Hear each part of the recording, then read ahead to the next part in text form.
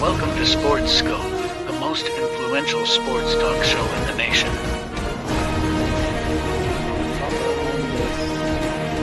What is today, the 19th? Stay tuned for updates and great sports content. Hello, everybody. Welcome to Sports Scope. I'm your host, Robert Butler. On this 10th day of November, had some breaking news this afternoon. Jim Harbaugh has been suspended for the remaining 3 games of the season. Michigan has filed a court injunction to withhold that suspension. I'll get with that here in a minute with Carlos Mad New Yorker Chavez. Plus, we'll go over this week's biggest games in the NFL, recap last week, and more. Stand by. We'll go ahead and take our first and only break, and we'll be back here in 49 seconds here on Sports Scope. Hello, Sports Scope followers. The program has seen tremendous growth since going 5 days a week. I just wanted to thank everybody for your cash contributions and sharing the program with friends and families. Just a reminder, if you want to contribute to the program, go to the Cash App, the cash sign, and Sports Scope. There are other ways to contribute to the program listed at the bottom of the screen. If you want to advertise on the program, go to sports, that is sports with an S, another S, scope, SKOPE, at gmail.com, just like it's listed at the bottom of the screen. Thank you and enjoy the program. Righty then, let me get Carlos in here. Mad New Yorker Chavez, how you doing, man? Yo, what's up? Happy Veterans Day, peoples. Happy Friday. Happy Friday. Okay, I don't know if you heard me before the break there, but Michigan has, the Big Ten has suspended Jim Harbaugh. The plane that landed in Pennsylvania, the Big Ten commissioner has suspended him for 3 games of the regular season. He cannot be on the sideline. He can prepare for games, but he cannot be on the sideline. The Michigan president has issued, they're in the process of issuing getting a court order to get that overturned until the investigation with the NCAA is done here. What's your thoughts, man? You're just a bunch of hoo-ha, man. It's like they just keep pushing the envelope for whatever reason. I mean, everybody keeps pushing. The media, well, first of the Big media, Ten, maybe the Big Ten, the media not letting it go. Like everybody, just wanting to see something come out of this situation. The most that we learn about this situation is that if we do more investigating, a lot more teams would be in trouble, right? Because everybody's doing it. So, I think also that Big Ten is upset that the way Harbaugh's been handling things as far as his career and trying to use the university and the conference as a, to promote himself to maybe getting a better job in the NFL, and that didn't work out for him. So I just think there's a lot of, he ruffled a couple feathers, and now everybody's all, in a big huff and puff situation, and everybody just needs to stop and think about what it is. If it's really about just cheating, then half of these conferences shouldn't exist. Right. I said this earlier, and people are like, well, no, this is not the point. We can literally say 70+% of those students that are on those teams probably are not doing good in school and should probably be suspended and not playing on those rosters. How about that? Yeah, now this was a couple of days ago. Listen to this. I want to read this for you in the audience, just to get a little subtext here.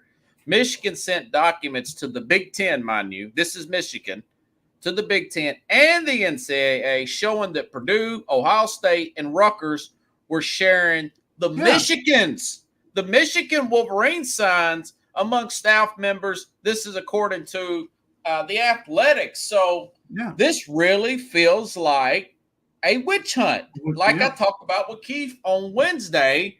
And, I looked at something on Twitter there, and the players for Michigan all said the same thing. Bet, B-E-T, like, okay, mother effers, it's on that. I expect the players to play really well. I don't think he's going to be on the field tomorrow, I think they will get this order for him to finish out and coach. I think they got Maryland, of course, Ohio State the last Saturday in November there, that Thanksgiving Saturday. I don't know how much this is going to affect this. I know they're going to. I think they'll play well tomorrow at Penn State. What do you think about that? Well, I think that they had everything ready. He has lawyers and stuff ready. He might just be on the field tomorrow. It doesn't matter. Like, I don't think they're going to wait for him to be out of for any games. To be honest with you, I think it's something like a 24-hour or something that they will see if that's something that to get an injunction. But he's already been prepared for this. It wasn't something that they're like, oh well, if I'm suspended, it's going to take 60, 90 days or whatever it takes. So he should be on the field. I mean, this is not a big deal, people. This is, like I said, it's a bunch of hoo-ha, and if you want to call it a witch hunt, call it a witch hunt. At the end of the day, it just feels that way, don't it? It just feels like that they're like, if you stink, if your team stinks or you stink as a coach, it doesn't matter whether you cheat or not. At the end of the day, and if this was Purdue, we wouldn't be talking about this. Right? Nobody would have reported it. It sounds like Michigan is kingpin sharing signals with other teams. Well, all I know is this has been sent up by Michigan as well. The guy said that Harbaugh didn't do it, didn't order him to do it. I'm not sure if I believe him. I think maybe they probably did do this thing, but it doesn't seem – it's not like something where we know for a fact that nobody else has not done it. It doesn't feel like the Astros with the electrical stuff. They just trying to find somebody. They're trying to find a scapegoat, and they want to use a person with a big name, right? Yeah. So that's even worse. I don't know, man. And you got to get a sense that the media and some of the other coaches, I know Brett Bielema, the coach of Illinois, was ticked off about it. Of course, they're having a bad season, and you got guys like Paul Feinbaum said this should have happened. I love Paul, but I do not agree with him on this. I don't think they should suspend him. I do not think they should suspend him jumping ahead of the NCAA like that. Right. So, yeah. And there's some kind of sportsman loophole that the Big Ten's using, some kind of oddball rule that we've never heard of before, I think it's a competition rule. Yeah, something like that. I mean, it's, I said it here. $50 words and gerrymandering of phraseologies.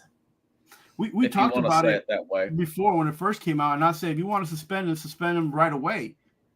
And now they have dragged it out so much that it doesn't, it's not going to matter, people. I mean, everybody's all huffing and puffing about cheating, and there's so much cheating going on in so many different ways that this is not putting somebody like Harbaugh on the, as a poster boy doesn't negate the fact that, or it won't change the fact that this stuff is still going to happen and it does occur. So it won't stop. It says it was found in violation of the Big Ten sportsmanship policy for conducting an impermissible in-person scouting operation over multiple years, resulting in an unfair competitive advantage that compromised the integrity of the competition, the conference said in a statement, a 13-page letter. The athletic director. Something, like I said, the fact that Michigan has turned in notice of these three other schools doing it to them, and they're not saying nothing about that. This feels like they're feeling pressured by the media and other coaches, man. It doesn't feel like that they're taking rational. I mean, why would you do this on a Friday afternoon when they're sitting there in Pennsylvania about ready? He was already at Penn State. I guess he's going to watch it from the hotel room. I mean, at the end, it don't matter where you can watch it from. If the Penn State can't score any points at that game, they're losing that anyway. So I did hear that they're going to work on their plays downfield, but I like I was telling Keith earlier, man, I congratulated him. He called Penn State. He said, man, these guys, very talented, fast defense, but they can't get the ball off the field. But supposedly they, air quote, worked on that. I tell you what, as soon as I saw this and saw what those players said, I took Michigan -4.5. I think Michigan's going to beat them like 35-17 or something, man. Well, I mean, that's a lot because that defense, I don't think the defense. They do got a pretty good defense. It might be like 27-21. Do you like Michigan or Penn State to come out? Because it is I at think Penn Michigan State. will come out at the end. I think maybe they'll probably go toe-to-toe with them for the first half, and then at the second half, Michigan's going to just blow them away. Michigan may be in the 20s. Michigan has more depth, man. That's just reality. Yeah, a lot more depth as a whole, yeah. And you can't – if you can't do anything on offense, you can't produce on offense, you're not helping your defense. So, and that's what happened in the Ohio State game. And, you know, it's going to happen again tomorrow. So, I mean, I like Penn State. I like the team. They just don't have depth, and they're not scoring enough points, man. But when you have a defensive-minded team, sometimes that goes on the wayside of making sure that you score enough points to keep that balance. Yeah. Cat says Michigan goes down, they're willing to bring other teams with them. If I'm going down, I'll take you all to Hades. It don't matter. They all like New Jack City or something. It's all one super conference next year anyway, so who gives a damn? Yeah. I'll tell you what, do you think that maybe Harbaugh takes another look at the NFL after this? He's probably going to get suspended. Well, he's already got suspended. I mean, does he look at the Chicago Bears if that job comes available? Like I've talked about before on this program. As much as like you mentioned the Bears, I don't think the Bears want to mess up anything that's going on right now as far as getting caught just doing something like that, because that leaves a bad taste in your mouth for your management, for the team, the people you signed, the draft picks that you're getting. So if the Bears are going to move on from Eberflus, they just need to say it right after Thanksgiving, like, we're moving on from you and moving to get somebody else. Don't wait till, like anything else happens. Do you think that they'll try to contact Harbaugh? They talk to him all the time. I'm sure he's as a former player, and I'm sure to get some, talk to his agent. Yeah, and stuff like that. I mean, would you go out and try to hire Harbaugh if you're Chicago? No. And he runs high. Chad says Tampa maybe. Tampa, if they could get the pick. See, the thing about Chicago, he played there 6 years. Plus, they got Carolina's pick. They just beat Carolina's going to have the number 1 pick, possibly, or the number 2 pick. Yeah, they're going to have 3 picks and possibly 3 picks in or Chicago. Excuse me. Chicago's going to have their first round, and of course, Carolina's first round. Right. They'll possibly have a third too, if like maybe the first and the third, or and then one of the top 15 or 20, something like that. Well, it doesn't matter. The thing is this: if I'm Harbaugh, I stay away from Chicago because I have a legacy, and you're either going to make it better or you're going to make it worse. The legacy he has is an okay legacy because he wasn't a bad player. Everybody knows him as a tough nose. Yeah, it's like 6-year quarterback. They didn't do, but I think they got to the playoffs, but that was about it. Yeah, a couple playoff runs, but you want to keep that because if you go there as a coach and you have a losing season and you don't make it to the playoffs and then you won't even make it to the Super Bowl while you're coaching there, then that's just bad news everywhere. So, one reporter did say that the only team that they did not have signals on was TCU. And I don't know if that was last year when they lost that. I'm not sure. Remember Blake Corum, their star running back, was hurt before the game. Robert, TCU just had a great season last year. I don't know if that had anything to do. Do you honestly believe that because they don't have play calls, they couldn't beat a team? Or they could beat a team? Either answer either of those questions. I think that's way over. I mean, I'm like what Deion said. Man, we knew that the so-and-so, by the formation, we knew they were going to run right. We knew they were going to run left. We knew that they were going to do the comeback route to talking about Dallas back in the day when he was with San Francisco or whatever.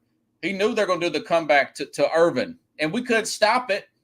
We would stack up the side that Emmett was going to run on. He still ran through especially when it's even competition. I mean, yes, some teams are a little bit better than others, but they've got 4 and 5 star guys. They've recruited better over the last few years. They had a coaching staff change. I think this is way over exaggerated. I feel And the same way too. you know how he rubs people the wrong way. That's all it is. He runs hot everywhere he goes. We talked about Jim Schwartz. Remember that? Yeah. That's the other day, yeah. or like a few years ago. I was talking about that. Yeah. No. It's the same thing. The same reason the Raiders got rid of their coach. You got a guy at McDaniels that just has the wrong way of talking to people, and and they just caught people up like with Jim Harbaugh. He's just so intense. I think he just rubs on people. He just grinds on you. He's like, man, dude, chill. Look, whatever it is, if it's not Harbaugh, it'll be somebody else, and then you're gonna try to throw somebody else on the bus. And listen, if your team is not good, your team is not good. 1 play, 2 plays, 10 plays not gonna make a difference. That's true. What they should be looking at is the fact that some of the referees are blowing some of these games in the college game and in NFL. So that should be a bigger issue than all these teams are cheating. Come on, man. Well, we'll recap. I like Michigan to play well and win. Don't know if they'll get 30 points. You may be right there, but I think they'll cover that 4.5 for sure. And I think they'll win. And there may be a good fist fight in this game for all we know. These players are going to be ticked. Just Penn State, just try to score points. I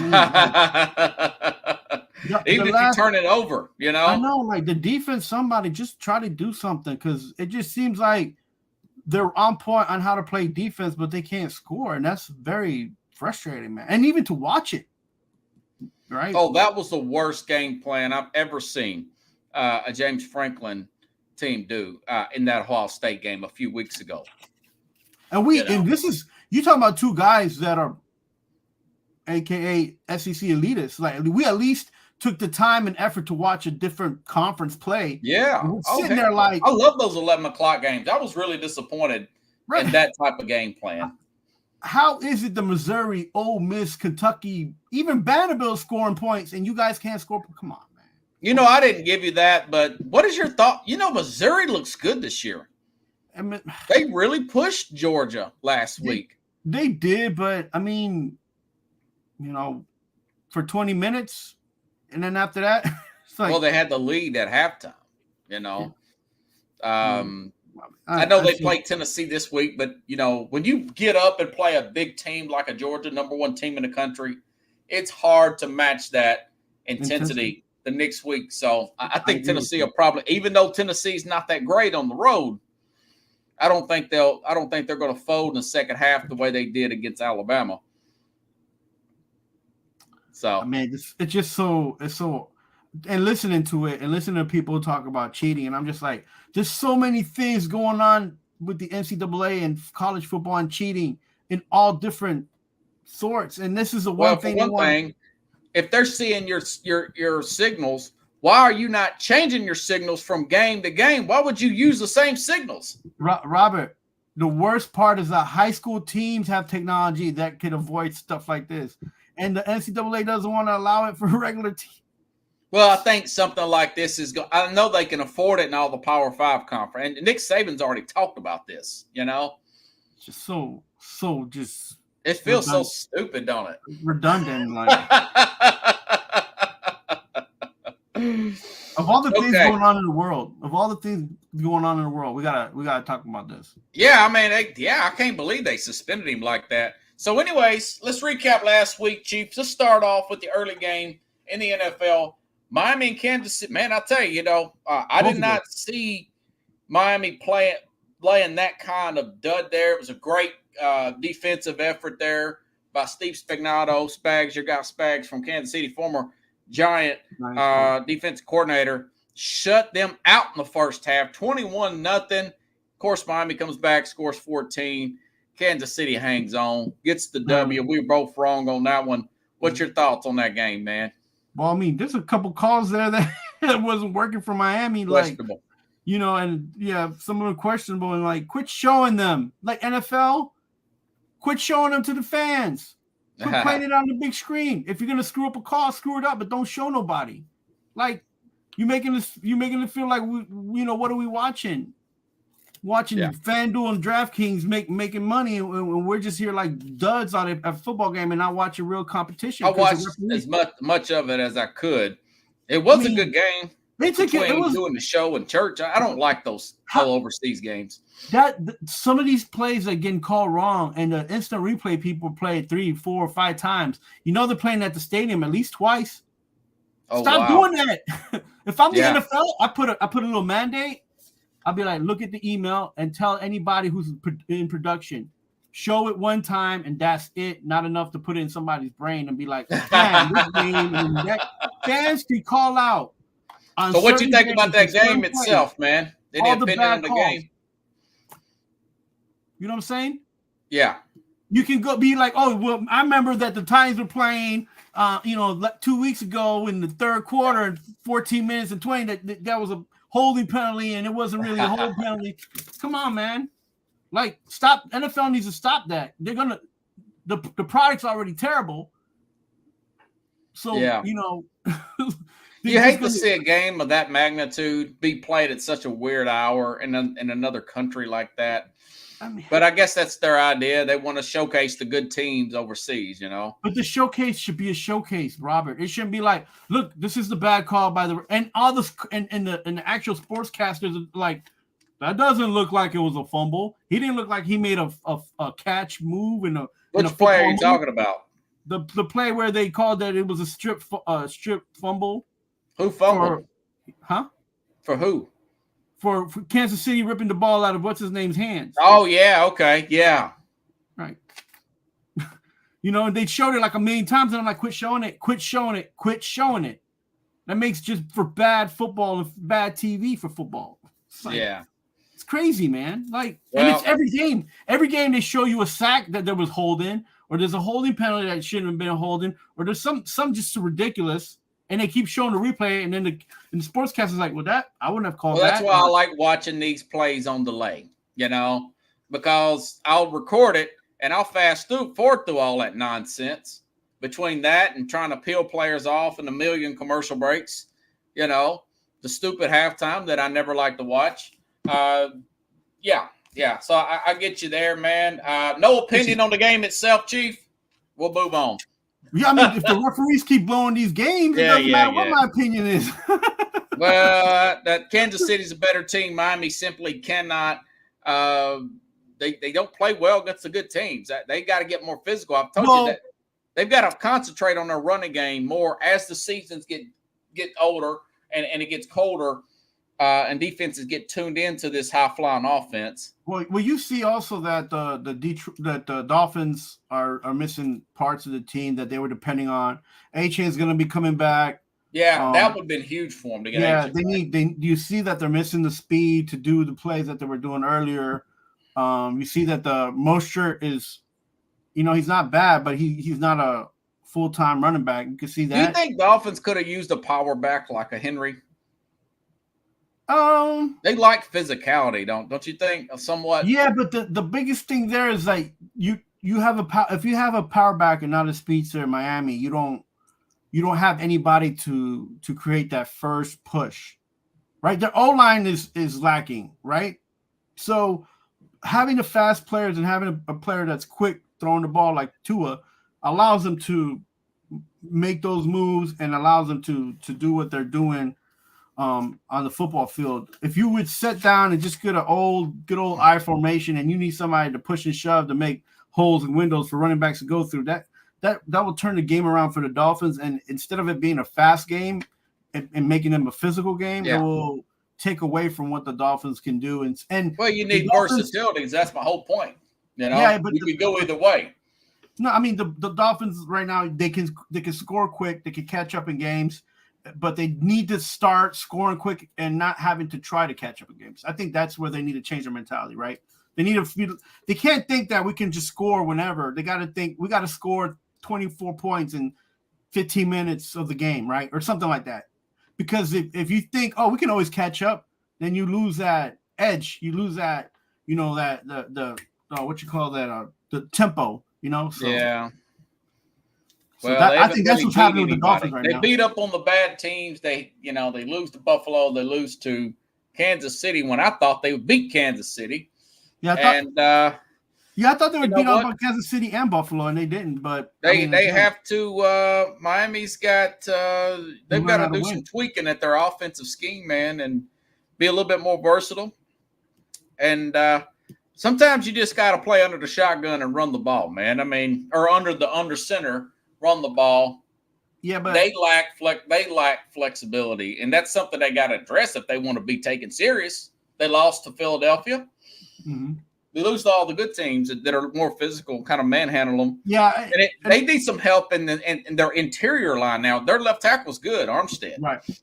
No, that's why I picked him. He was back. You know. Yeah, it's just they rely a lot on the quick game, and when those guys are hurt and who are quick or who are giving them that who allow them to be quick, like if you have Waddle healthy 100%, if you have some of these guys, Waddle's been banged up all year. Yeah, so the tight end's been on and off. It's like they need more consistency from their players, and they haven't got it for the last few games, and they haven't got it with the bigger teams that they played. So yeah, I'm not making excuses for them. That team is what it is, and they need to just they got to address it. It's a real thing now.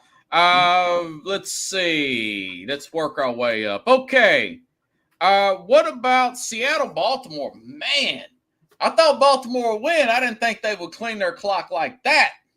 It was, I think, it was awakening for Seattle, knowing that they're not, as much as their record says they're okay, they need to step it up.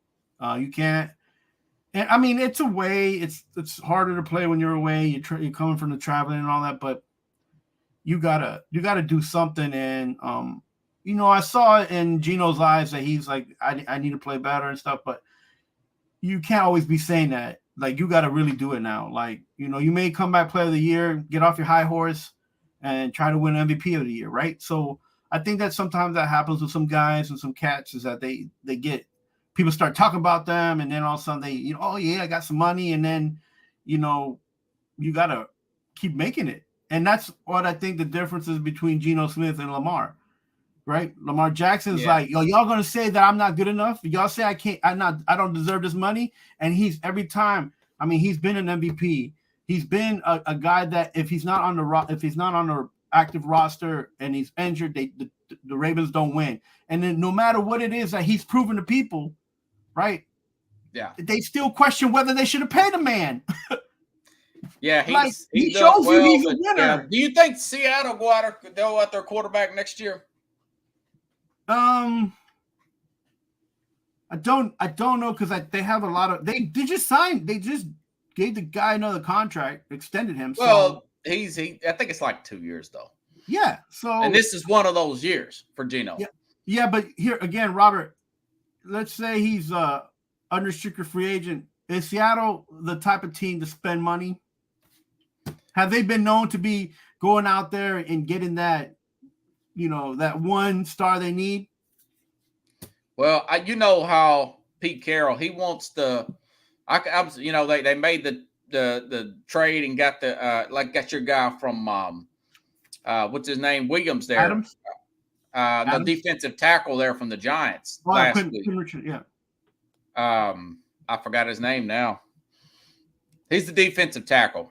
Big Stone, never mind. And of course, Jamal Adams, they got him too. Mm-hmm. So they would really like to get a Russell Wilson 2.0 type of player on a rookie contract and have that Legion of Boom type of atmosphere that they've had there. Leonard Williams, excuse me. Bringing him in with that back end help, getting those young players. They've got the 2 running backs. I could see them possibly getting a quarterback.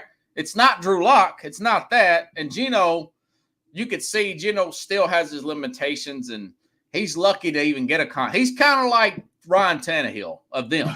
He's lucky to got that kind of contract, like Tennessee gave Tannehill, if you ask me. But the thing is that he plays better than Tannehill, so. No, Tannehill got to an AFC championship game with Tennessee, remember? Yeah. Then they gave him the money, then it screwed up for Tennessee. That's what I'm saying, but I think it's a reverse story, but I mean, you say what you want to say. I think Seattle has trust in Geno. I think they like him. I think they think that he's good for them, like he's a good fit for their culture. I don't think Tennessee likes Tannehill because he's stuck there because they gave him a contract. So that's a different situation.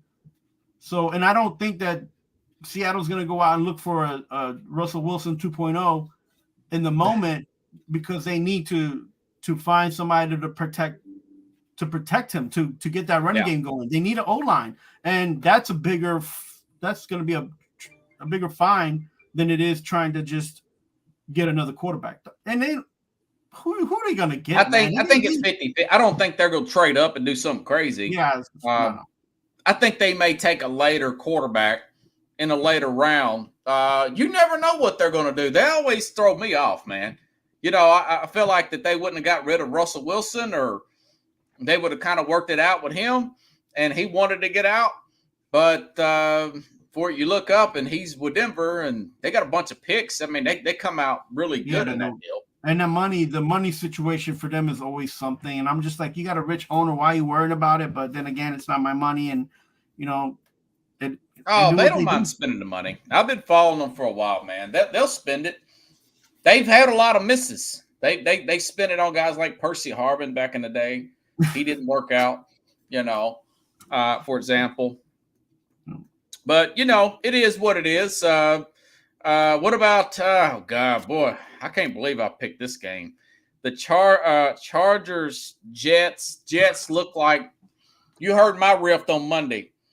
That's the team I thought that would be the second Aaron Rodgers got hurt. That's the Zach Wilson, but he plays over his head. The team play. He's kind of like Mac Jones and the Patriots. Everything's got to go right.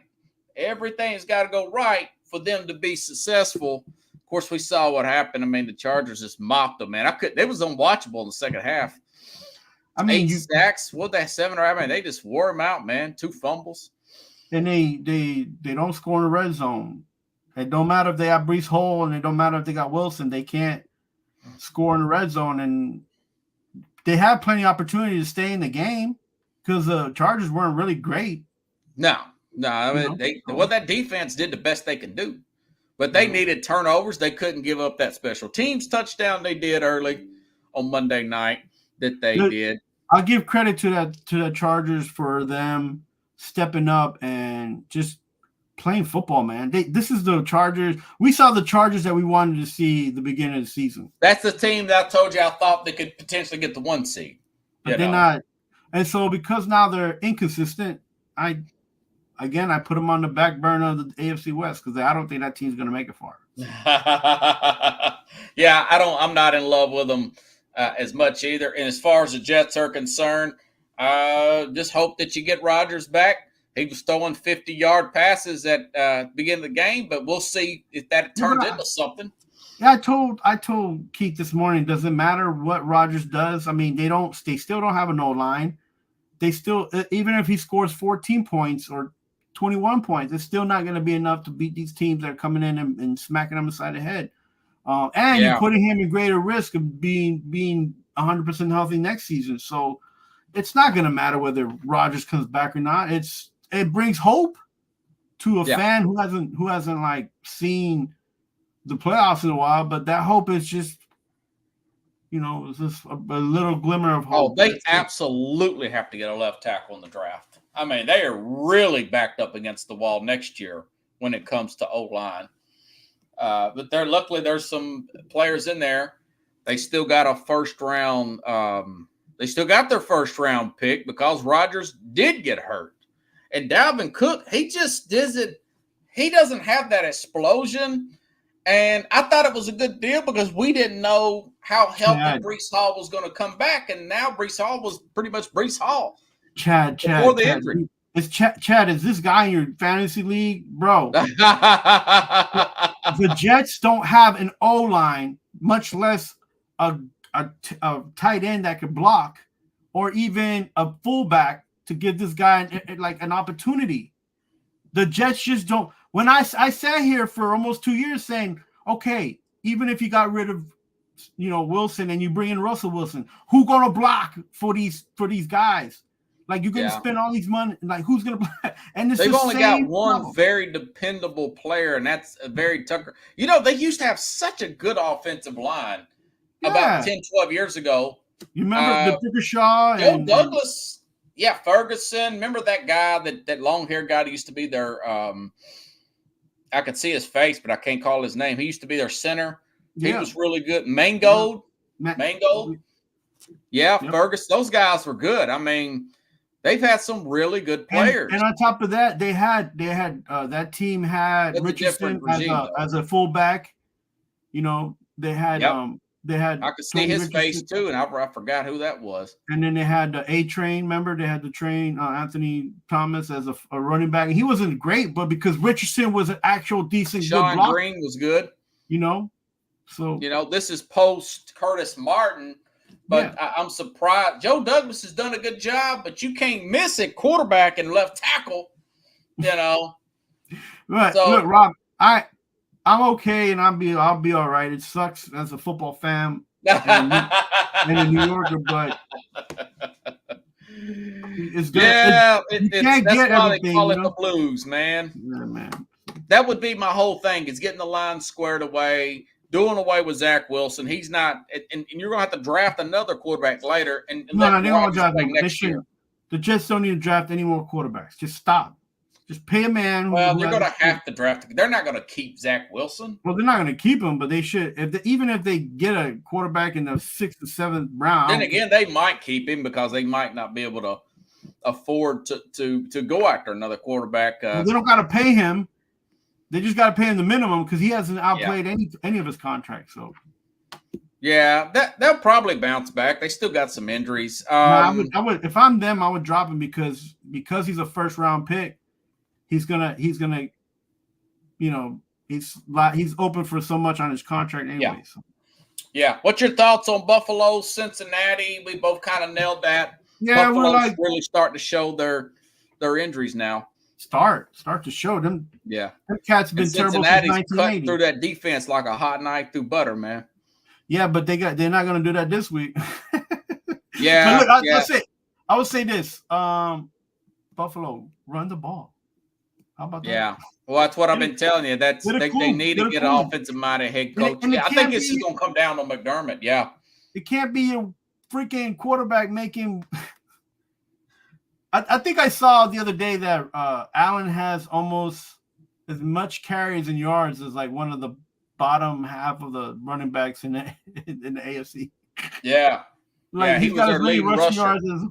Oh my God! I'm just like, gosh. I already knew that wasn't a good thing there for him. And of course, Dallas, Philly. I thought Dallas, that was a good moral victory, contrary to what others may think. I think Dallas is a step closer. They had a few mishaps there towards the end, but that game was played at Philly. Great game. We called it. Almost nailed the score. I was only off. I said 27-22. It was 28-23. I was going with you when you said, "Why don't you call this game a tie?" And we almost. So it is what it is, man. Let's move on. Do you think that game would have been better had the referees not blown those calls? Man, that's something. You probably could have called that touchdown to Ferguson. That was really close.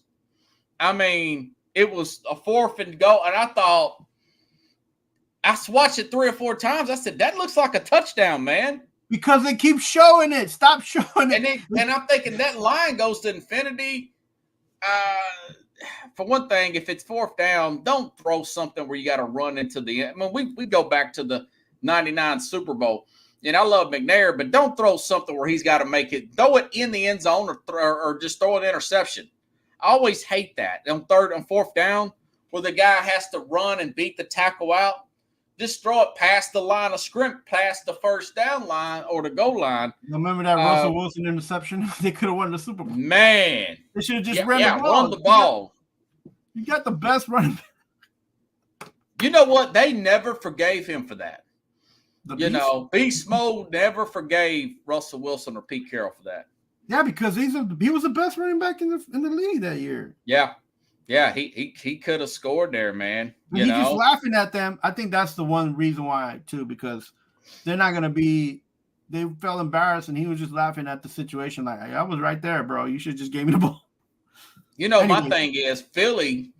They've got a lot of tough games ahead. San Francisco. They've got Kansas City. They play Kansas City next. They got a bye week this week. They lost Dallas Goedert in that game. He's going to be out for a month at least. He's got some kind of shoulder injury or something. I don't feel like the Eagles have an identity. They just kind of figuring it out, and that's not good. And then I don't like their coach. I think their coach is getting lucky there, and he making some terrible calls. He saw at the end of the game, they didn't finish the game out right like any other football team would with 2 minutes left. They gave the Cowboys an opportunity to almost tie that game. Yeah. So, what are you doing? Just knock it off, play some regular football, nothing special, and but the Eagles can't. They always have to find a way to just do something. They almost play overly aggressive. They're going for it way inside their own 50 on that tush-push stuff. That's catching up with Jalen Hurts. He's starting to get injured. These next 3 or 4 games, I just got a feeling that he's not going to finish the season if they keep this up, man. Yeah, I don't see. That's why I don't think they're going to get back in the Super Bowl. So, anyways, all right, let's move on to this week here, Captain Kangaroo. Something. Washington's still in this thing. They went up to New England and beat them back there. Sam Howell. I read a stat the other day. I found out. He's having a better season. He's having a better season than any other quarterback drafted in 22. Brock Purdy included. Sam Howell's balling out there. Maybe Eric Bieniemy. Maybe he does get that job. Look, I told people I talk about it on the NFC East show, and I've even talked to Keith about this. And he was like, he was big on Sam Howell, and I was like, nah, man, nah. And then now I've been watching him play, and I'm like, something about this kid, and he kind of reminds me of, and I don't. What's that? Steve McNair. Really? Getting just nailed. He's been getting nailed. The first McNair can take a punch. That's a good point. That's a good point. 40 sacks, man. Just got up and just start throwing the ball, running the ball. I'm like, yo, this kid has no quit. And what's great about that is that his team believes in him, and the kid can throw. The kid can throw. Just God, you guys gotta protect this guy, man. Protect him. And they need to get help on their line as well. That's their biggest thing, man. And Rivera and everybody else was high on him. They were they see that he's got that it factor. Now again, you're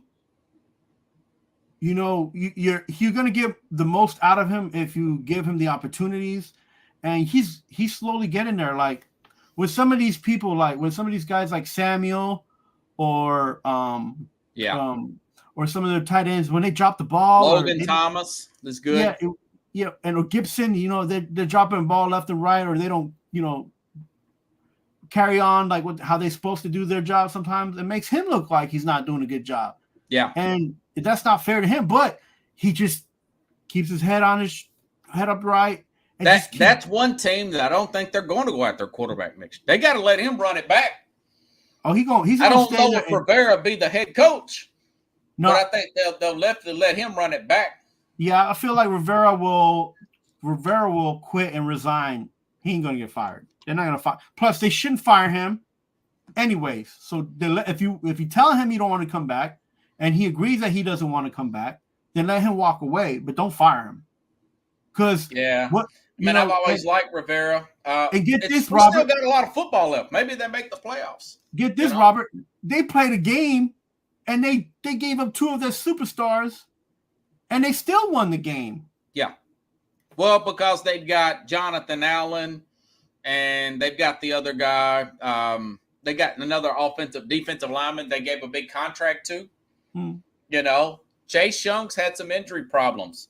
But this is what this write-up was on NFL Rookie Watch. It says Sam Howell maybe officially the best quarterback of 2022 class. It's not particularly close.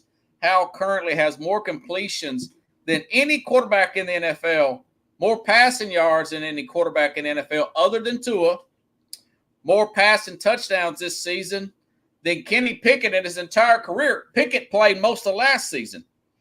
And he's doing it all with being the most sacked quarterback in the league. 44 sacks, just 3 quarterbacks from the 22 draft. Class remaining starters. Kenny Pickett, Sam Howell, and Brock Purdy, and Howell's beating them. That's an interesting stat there. You know, they're my dark horse for the playoffs anyway. So I told you that at the very beginning of the. That being said, I still like Seattle this week. They play at Seattle. Yeah, I mean, because it's in Seattle, you know. Yeah, I'm picking Seattle too, but I'm picking Seattle because they're coming back and they're coming home. The humiliation factor from the Baltimore game. Yeah. But I think it's going to be close. I think it's just going to be like whoever holds the ball last, you know, and if Seattle scores, you know. But don't be surprised if that game becomes tied too. Those Seattle games sometimes are really, really close up there. 22-19 Seahawks get the win. I may have said this score yesterday, but no, I didn't. I didn't mention this game. But I do like Seattle to bounce back from getting humiliated. Just like we called a couple of weeks ago, Detroit. I said Detroit would bounce back against the Raiders after getting humiliated by the Ravens, and they did. This is a good team. 24-21. Seattle? Yeah. Yeah, me too, man. I think it's going to be a defensive battle for both teams. This will be a good game, though. I think so too. I'm like you. It's within 3. Yeah. Defensive battle, yeah. So we agree on that one, Chief Quimby. Let's see. Okay, New Orleans, Minnesota. Both of these teams are in it. What'd you think about that comeback last week with our former Tennessee player signed on Tuesday, gets the win on Sunday against the Atlanta Falcons, Minnesota at home now against the Saints? What's your thoughts on Dobbs with the Vikings? He's the engineer. No matter what team he's been on, he makes it happen, bro. He makes it happen. And credit to him for not giving up, not quitting on his career on his career in football. You too, Chad. Thank you, buddy. Yeah. So I like his fortitude. I like the fact that humble, man, very humble kid. Always been a humble kid, right? So he is very humble to be so smart. You know, that's the thing. He's so book smart, and he's such a that guy's like Elon Musk of football, man. Just a very educated guy too, as far as good family and everything. Kudos to him. No matter what he gets, he actually has worked for, and he deserves. And he might not be how like much he's bounced around the league. That's what I'm saying. Like, so what did Mike Tomlin say? He repeated it. Don't let your circumstance dictate the outcome. Other words, just work through it. I think Tomlin would have kept him if the media and the team were like not for trying to get a new quarterback through the draft. I think Tomlin really wanted him, to be honest with you. And then he was like, he had to go with the ownership on that. And I think Tomlin, he went with ownership. We talked about Tennessee and nobody's really invested in him. I mean, he came to Arizona late. It was just for the season. Oh, by the way, we signed Josh Dobbs. I'm like, he has no time to develop an off season. They got the win, and you say, well, he didn't look good. Yeah, they beat Dallas, but that was still a thrown together team, a thrown together situation. I would love to see him put an off season behind him and let Kirk Cousins walk. I feel bad for him too, because he went to Arizona, and they were thinking about just giving up the season, and he kept them in games. He kept did. them in a few games. So he's not a bad quarterback. He just needs to be in a good situation, man. Like, and they're playing the South leading Saints. I still like the Saints, though. I don't think it's going to look as good this week. I think the Saints will contain him. That was one of my picks. The Saints get the win on the road They say Jefferson I coming forgot back. what I said for the score, though. Let me go back and check. They said Jefferson coming back. Who's Jeff? Oh yeah. Well, I don't know if he's coming back this week. He's in his window to start practicing again. Yeah. Trying to see if I can find him in here. I had my schedule in here or the score in here somewhere. 23-19 Minnesota or Saints. Saints beat Minnesota 23-19. They covered at 2.5 spread. I like the Saints on the road. What are you liking that game? I like Minnesota. I think that everybody's hyped in Minnesota. I think that when a team like that is young and they get hyped, that defense will keep them in the game. The defense is kind of like getting better, working together better. I like that everybody's looking up at Detroit and they're thinking that they can beat Detroit. Everybody in that division. So I'm hyped for Minnesota to just try to do things and try to stay in the hunt, because I feel like from some of the teams that we've seen play in the NFL, they've been one of the most competitive teams in almost in every game, even the ones they lose. So. Yeah. And whatchamacallit has done a good job there with that defense. I can't remember his name now. The coordinator that came over from Miami. You know what I'm talking about. The guy who was the guy that was Flores. Flores, yeah. Brian Flores. Yeah, Flores, the defense coordinator.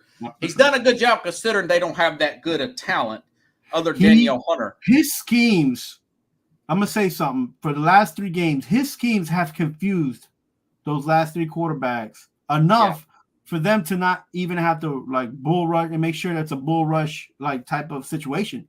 So he's doing his job, man, and they're doing better, and that's a scary team. Detroit needs to be careful because the Bears and Minnesota are getting hype at the right time, and that's not good for them.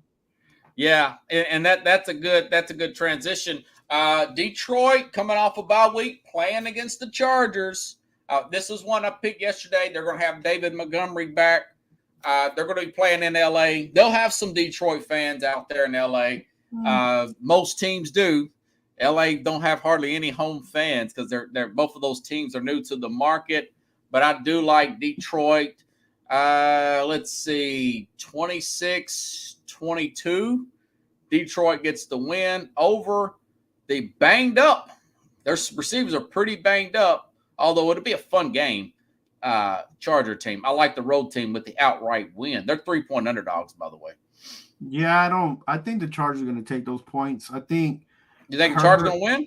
Yeah, I like the fact that they have found a little bit of life and they know that they can go against tough defenses like the Jets. So I think that's going to give them a little bit of confidence. So their offense is feeling better. That Eckler's back and he's actually putting in the work and so he's acting like a top-rated. He's playing he's playing like a top-rated running back. So I think that they feel their chances are better, and that's dangerous for Detroit, who's coming back off a bye, because Detroit went into a bye with one of those games, the last 2 games, one of them not being so good. So Detroit needs to be careful. If Detroit doesn't come out scoring, the Chargers will be in that game. The Chargers. You're thinking that since they played well against the Bears and the Jets, they look like they got some more spunk to them defensively. The Chargers. Yep. The last 2 games, they ain't got a lot of. They don't look as sloppy. You know, I'm not going to say how many penalties. I don't know, but they look like they're making more open field tackles. There's more communication. Khalil Mack's playing up to his par. Bosa. So is Bosa. But I just love that Detroit team fresh off the bye. They got a good defense too. I can't. Detroit hasn't done. Even though it didn't look good against Baltimore, but no NFC team looks good against Baltimore. There has been no consistency ever for Detroit. This is the first time they're doing it. Last year they tried it, but they had so many injuries, and this year they're trying it again and still kind of hit a bump in the road. So I'm like, I don't know if they're ready to peak yet. Maybe they need one more season and 2 more players. I don't believe in Goff. I'm not a big Goff fan. Even if you told me to pick a quarterback and he was wanting to be my backup, be like, no, I don't want him. There's something He's just about not him. dynamic enough for you, is he? It's not just about he's a smart quarterback.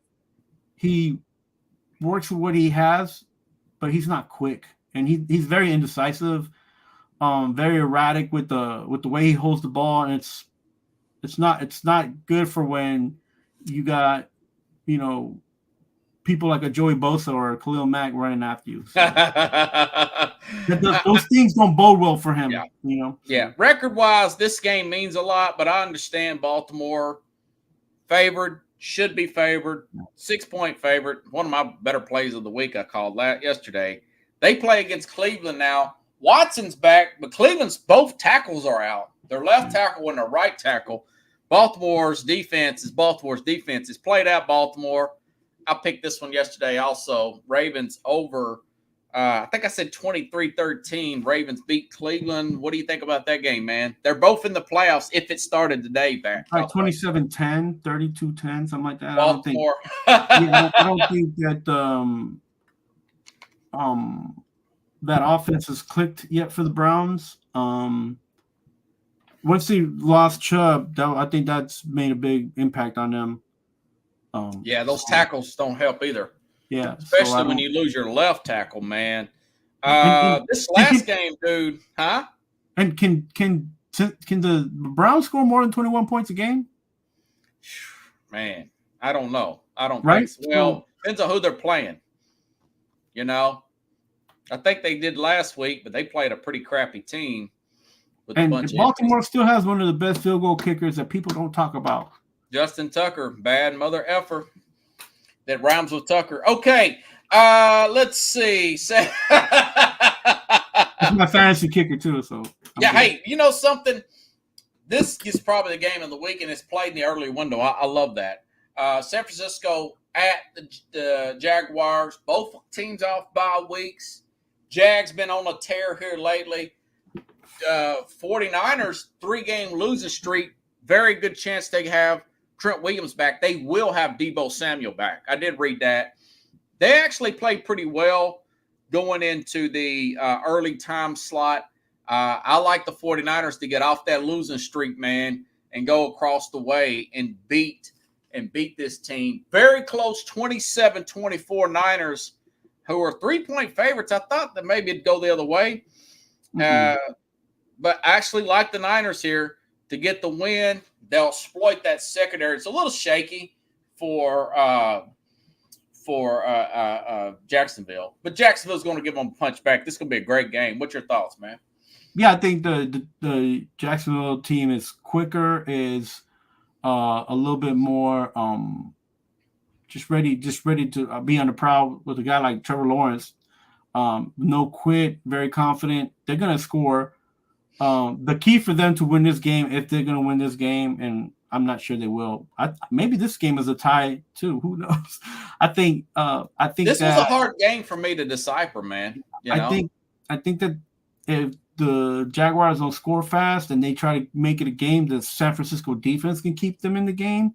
Yeah. And that offense through Purdy is okay. Deebo helps, but you know, I think he's starting to show his true colors, and I don't think he's recuperated from that injury yet 100% in Purdy. So, you know, this is going to be close. They're asking for a lot from him, and maybe they get upset or they do tie with the Jags. It's going to be close. For a tie? Yeah. Okay. Well, if we've seen some ugly football, so it's coming soon. Somebody's going to tie. Yeah. Now we mentioned we didn't put the Giants and the Raiders on last week, but you said you thought the Raiders win. I picked the Giants. Did you want that to count against me?